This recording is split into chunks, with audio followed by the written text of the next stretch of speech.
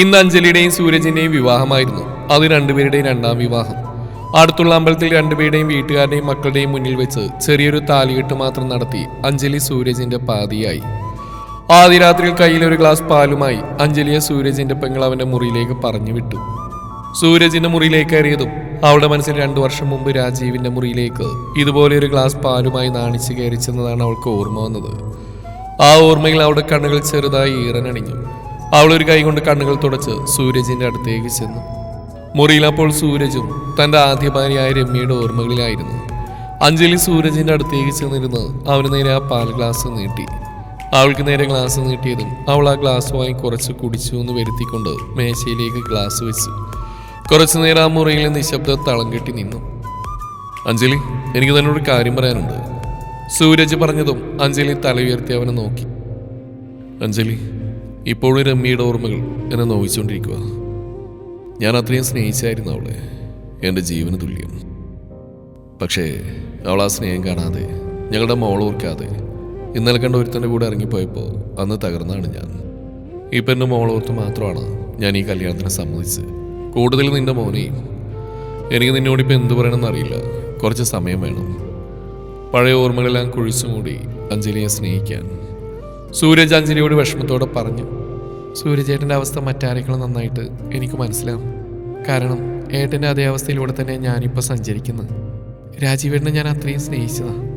പ്രസവത്തിന് വേണ്ടി കുറച്ച് നാൾ ഏട്ടൻ്റെ അടുത്തുനിന്ന് ഞാൻ മാറിയിരുന്നപ്പോൾ ഏട്ടൻ വേറെ കൂട്ടുതേടിപ്പോയത് ഞാൻ അറിഞ്ഞില്ല.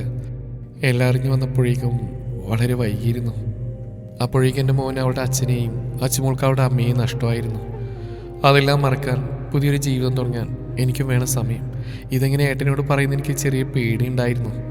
അഞ്ജലിയും പറഞ്ഞു നിർത്തിയതും സൂരജിന്റെ മുഖത്തും ആശ്വാസം നിറഞ്ഞു. പെട്ടെന്ന് ആരോ ഡോർ തട്ടുന്ന ശബ്ദം കേട്ട് അഞ്ജലി പരിഭ്രമത്തോടെ സൂരജിനെ നോക്കി. അത് കണ്ട് സൂരജ് എന്ന് വാതിൽ തുറന്നു. മുമ്പിൽ സൂരജിന്റെ അമ്മയും പെങ്ങളും. മോനെ, പിള്ളേ രണ്ടുപേരും നിർത്താക്കി അരഞ്ഞുകൊണ്ടിരിക്കുക. സൂരജിന്റെ അമ്മ അവനോട് വരാൻ പറഞ്ഞതും അവരുടെ അടുത്തേക്ക് അഞ്ജലി എത്തിയിരുന്നു. അഞ്ജലിയെ കണ്ടും സൂരജിന്റെ അമ്മയുടെ കയ്യിൽ നിന്ന് അഞ്ജലിയുടെ മോൻ അവളുടെ നേരെ കൈ നീട്ടി. അത് കണ്ടവൻ പെട്ടെന്ന് തന്നെ കുഞ്ഞിനെയും എടുത്ത് നെഞ്ചോട് ചേർത്ത് പിടിച്ചു. അമ്മയുടെ നെഞ്ചിലെ ചൂടേറ്റതും അതുവരെ കരഞ്ഞുകൊണ്ടിരുന്ന കുഞ്ഞിന്റെ കരച്ചിലടങ്ങി. അവൻ അമ്മയുടെ ചൂടേറ്റ് ഉറങ്ങാൻ തുടങ്ങി. അപ്പോഴേക്കും സൂരജിന്റെ മോൾ അവന്റെ അടുത്തേക്ക് ഓടി വന്ന് സൂരജിന്റെ കാലിൽ കെട്ടിപ്പിടിച്ചിരുന്നു. അച്ചുവാ, മോളിന്ന് അമ്മമ്മയുടെ കൂടെ കിടന്നാ മതി. സൂരജിന്റെ കാലിൽ കെട്ടിപ്പിടിച്ചിരിക്കുന്ന സൂരജിന്റെ മോളോട് അമ്മമ്മ പറഞ്ഞുകൊണ്ട് അവളെ പിടിക്കാൻ നോക്കിയെങ്കിലും അവൾ സൂരജിന്റെ കാലിൽ നിന്നും പിടിപിടിക്കാതെ അവനോട് ചേർന്ന് നിന്ന് കരഞ്ഞുകൊണ്ടിരുന്നു. അമ്മ പോയി കിടന്നു, മക്കളെ ഞങ്ങളുടെ കൂടെ കിടന്നോളൂ. സൂരജ് മോളെടുത്തുകൊണ്ട് അമ്മയോട് പറഞ്ഞു. എടാ, അത് പിന്നെ ഇന്ന് മക്കൾ രണ്ടുപേരും എൻ്റെ കൂടെ കിടക്കട്ടെ. നിങ്ങൾക്ക് പരസ്പരം ഒന്ന് സംസാരിക്കാൻ പിള്ളേരൊരു തടസ്സമാവും. അമ്മ കുഞ്ഞിനെ എടുക്കാൻ ഭാവിച്ചുകൊണ്ട് പറഞ്ഞു. കുഞ്ഞിനെ എടുക്കാനായി കൈ നീട്ടിയതും അവൾ സൂരജിന്റെ നെഞ്ചോടൊന്നുകൂടെ ചേർന്ന് നിന്നു. ഞാൻ അച്ഛൻ്റെ കൂടി ഒരുങ്ങിക്കോലോ, അമ്മമ്മ പൊക്കോ, കുഞ്ഞമ്മമ്മയോട് പറഞ്ഞു. ഇവളെ ഞാൻ നോക്കിക്കോളാം, അമ്മ പോയി കിടക്കാൻ നോക്ക്. ഇത്രയും നാൾ എൻ്റെ കൂടെ തന്നെ കിടന്നത്. സൂര്യ, നീ അമ്മയെ വിളിച്ചുകൊണ്ട് പോകാൻ നോക്ക്. സൂരജ് അതും പറഞ്ഞ് വാതിലടച്ചു. ഞാൻ അച്ഛയെ വിറ്റ് എങ്ങും പോവില്ല. അച്ചു കുറുമ്പോടെ സൂരജിന്റെ തോളിലൂടെ കൈയിട്ടുകൊണ്ട് അവനോട് പറഞ്ഞു. അതിന് നിന്നെ ഞാൻ വിട്ടിട്ട് വേണ്ടടി കുറുമ്പി. സൂരജ് അവളുടെ മൂക്കിൽ അവന്റെ മൂക്കുരസി കൊണ്ട് പറഞ്ഞതും ആ കുഞ്ഞിന് ഇക്കിളിയെടുത്തുകൊണ്ട് ചിരിച്ചു. അപ്പോഴേക്കും അഞ്ജലിയുടെ നെഞ്ചിലെ ചൂടേറ്റ് കുഞ്ഞു ഉറങ്ങിയിരുന്നു. അഞ്ജലി, നീ ഇപ്പൊ എവിടെ പോവാ? അല്ല, കുഞ്ഞിനെ അമ്മയുടെ അടുത്ത്. അതൊന്നും വേണ്ട, മക്കള് രണ്ടുപേരും നമ്മുടെ കൂടെ കിടന്നാൽ മതി. സൂരജ് അതും പറഞ്ഞ് അച്ചുവിനെ തോളിൽ നിന്ന് ഇറക്കി കട്ടിൽ ഭിത്തിയോട് ചേർത്തിട്ടു. ശേഷം അച്ചുവുമായി അവൻ കട്ടിലേക്ക് കയറി അച്ചുവിനെ ഭിത്തിയോട് ചേർത്തിയെടുത്തിയ ശേഷം അവന് അച്ചുവിനോട് ചേർന്ന് കിടന്നുകൊണ്ട് അഞ്ജലിക്കും കുഞ്ഞിനും കിടക്കാനുള്ള സ്ഥലം ഒഴിച്ചു കൊടുത്തു. അത് കണ്ട് അഞ്ജലി കുഞ്ഞിനെ സൂരജിന്റെ അടുത്തായി കിടത്തി ലൈറ്റ് ഓഫ് ചെയ്ത് അവരുടെ അടുത്തായി കിടന്നു. അടുത്ത ദിവസം രാവിലെ അഞ്ജലി ഉണർന്നു. അവൾ മുഖം വന്ന് അമർത്തി തുടച്ച ശേഷം ചുറ്റും നോക്കി. ഇനി മുതൽ തന്റെ വീട്. എത്ര പെട്ടെന്നാണ് എല്ലാം മാറി മറിഞ്ഞത്. തന്റെ ഭർത്താവിനെ മറ്റൊരു പെണ്ണിനൊപ്പം റിസോർട്ടിൽ നിന്നും കണ്ടെത്തിക്കൊണ്ടുവന്നറിഞ്ഞ് താൻ പോലീസ് സ്റ്റേഷനിൽ ചെല്ലുമ്പോൾ അവിടെ ഒരു ഭാവഭേദവുമില്ലാതെ തന്റെ ഭർത്താവ് ഒരു പെണ്ണ് നിൽപ്പുണ്ടായിരുന്നു. എന്നാൽ അന്ന് തന്നെ പോലെ തന്നെ എല്ലാം തകർന്ന ഒരു മനുഷ്യനും കൂടെ ഉണ്ടായിരുന്നു. പോലീസിന്റെ ചോദ്യം ചെയ്യലിൽ അവർ രണ്ടുപേരും ഇഷ്ടത്തിലായിരുന്നെന്നും അവർ പോകുന്നതിന് മുമ്പ് പല ദിവസങ്ങളിൽ ഒരുമിച്ച് കഴിഞ്ഞിട്ടുണ്ടെന്നും കേട്ട് ഞാനും സൂര്യചേട്ടനും തകർന്നു പോയിരുന്നു. സൂര്യചേട്ടന്റെ വീട്ടിൽ നിന്നും കൊണ്ടുപോയ സ്വർണവും പണവും സൂര്യചേട്ടന് നേരെ വെച്ച് നീട്ടിയപ്പോൾ കഴിഞ്ഞ 5 വർഷം തന്റെ കൂടെ കിടന്നതിനും തനിക്കൊരു മോളെ തന്നതിനും കൂടെ കൂലിയായിട്ട് അവൾ വെച്ചോട്ടെ എന്ന് പറഞ്ഞ് കുഞ്ഞിനെയും കൊണ്ടുപോകുന്ന സൂര്യചേട്ടന് ഇന്നും ഓർമ്മയുണ്ട്. എല്ലാവർക്കും ഒരു പഞ്ച് ഡയലോഗായി തോന്നിയെങ്കിലും ആ പറഞ്ഞുള്ള അദ്ദേഹത്തിന്റെ വിഷമം ആ അവസ്ഥയിലൂടെ കടന്നുപോയി എനിക്ക് മനസ്സിലായി. അന്ന് ആ പോലീസ് സ്റ്റേഷനിൽ വെച്ച് താൻ താലി പൊട്ടിച്ചെറിഞ്ഞു കൊടുക്കുമ്പോൾ പോലും ആ മുഖത്തൊരു കുറ്റബോധം കണ്ടില്ല. മോനെ ഒന്ന് കാണണമെന്ന് പോലെ അയാൾ പറഞ്ഞതുമില്ല, പിന്നെയോട്ട് അന്വേഷിച്ചതുമില്ല. പിന്നെ നാളുകൾക്ക് ശേഷം തന്നെ അനിയനാണ് സൂര്യചേട്ടനുമായിട്ടുള്ള ഈ കല്യാണത്തിന് ചുക്കാൻ പിടിച്ചത്. രണ്ടുപേരും ഒരേ വിഷമം അനുഭവിക്കുന്നവരായതുകൊണ്ട് അവർക്ക് മറ്റാരെക്കാളും സ്നേഹിക്കാൻ കഴിയുമെന്ന് അവൻ പറഞ്ഞപ്പോൾ അതിൻ്റെ കൂടെ മോന് അച്ഛൻ്റെ തണലും ആ മോൾക്കൊരു അമ്മയുടെ സ്നേഹം ആവശ്യമാണ് തോന്നിയപ്പോൾ ഈ കല്യാണത്തിന് സമ്മതിച്ചു. അങ്ങനെ സൂര്യചേട്ടൻ്റെ ഭാര്യയായി അച്ഛമോളുടെ അമ്മയായിട്ടുള്ള ജീവിതം ഇന്നു മുതൽ. ഇത്രയും ആലോചിച്ചവൾ തൻ്റെ കൂടെ കിടന്നവനെയും നോക്കി. സൂരജിനോട് ഒട്ടിക്കിടക്കുന്ന മോനും സൂരജിൻ്റെ മേലൊരു കാല് കയറ്റി വെച്ച് കിടന്നുറങ്ങുന്ന മോളും, രണ്ടുപേരെയും രണ്ട് കൈ കൊണ്ടും ചേർത്ത് പിടിച്ചുറങ്ങുന്ന സൂരജും. ആ കാഴ്ച കാണാൻ അവളുടെ ചുണ്ടിൽ ഒരു ചിരി വിരിഞ്ഞു. അവൾ കട്ടിൽ നിന്ന് എണീറ്റൊരു തലയിനെടുത്ത് കുഞ്ഞിനോട് ചേർത്ത് വെച്ച ശേഷം അവളൊരു സാരിയും എടുത്ത് കുളിക്കാനായി പോയി. കുളിച്ച് ഫ്രഷായി വന്നതും കണ്ണാടിക്ക് മുമ്പിൽ നിന്ന് കണ്ണാടിയുടെ മുമ്പിലുണ്ടായിരുന്ന സിന്ദൂരച്ചെപ്പിൽ നിന്നൊരു നുള്ളു സിന്ദൂരമെടുത്ത് സീമന്തരേഖയിൽ തൊട്ടു. നാളുകൾക്ക് ശേഷം അപ്പോഴും അവളുടെ കണ്ണുകൾ ചെറുതായി ഈറനണിഞ്ഞു. കണ്ണുകൾ തുടച്ചവൾ കട്ടിൽ കിടന്നുറങ്ങുന്ന 3 പേരെയും നോക്കി മുറിയിൽ നിന്നും പുറത്തേക്ക് ഇറങ്ങി. നേരെ അടുക്കളയിലേക്ക് ചെന്നതും അവിടെ സൂരജിന്റെ അമ്മയുണ്ടായിരുന്നു. ആഹാ, മോളുണർന്നോ? കുറച്ചുകൂടെ കിടക്കായിരുന്നില്ലേ? ദേ ചായ ആ ഫ്ലാസ്കിൽ ഇരിപ്പുണ്ട്.